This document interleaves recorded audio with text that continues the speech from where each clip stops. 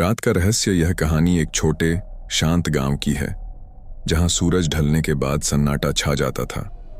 गांव से थोड़ी दूर एक पुराना कुआं था जिसके बारे में गांव के लोग कहते थे कि वहां एक चुड़ैल, एक चुड़ैल रहती है। एक रात रमेश नाम का एक युवक अपने दोस्त की शादी से लौट रहा था।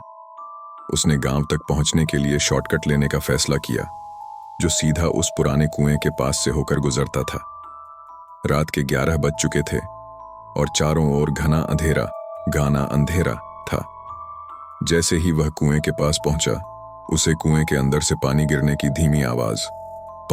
की आवाज सुनाई दी, जबकि किसी को पता था कि कुआं सालों से सूखा पड़ा था। रमेश का दिल जोरों से धड़कने लगा। उसने हिम्मत करके टॉर्च की रोशनी कुएं के अंदर डाली।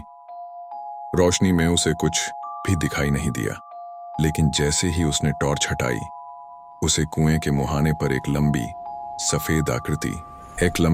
सेफ्ट आकृति खड़ी नजर आई। उसके बाल बिखारे हुए थे और उसके चेहरे पर एक डरावनी मुस्कान थी। हर डर के मारे रमेश के पैरों तले जमीन खिसक गई। वह वहीं जम गया, हिल भी नहीं पा रहा था।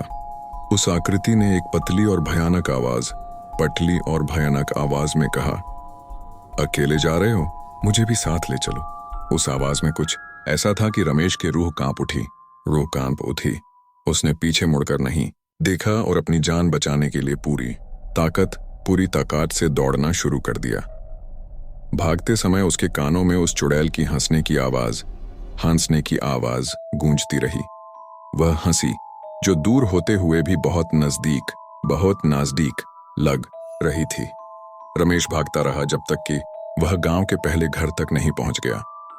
सुबह जब वह उस रास्ते से गुजरा तो कुएं के पास, ठीक उसी जगह जहां उसने उस चुड़ैल को देखा था, जमीन पर उसके पैरों के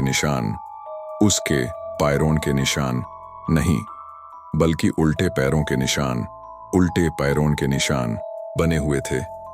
और हां, आज भी गांव में रात होते ही लोग उस कुएं की तरफ देखने की हिम्मत नहीं करते।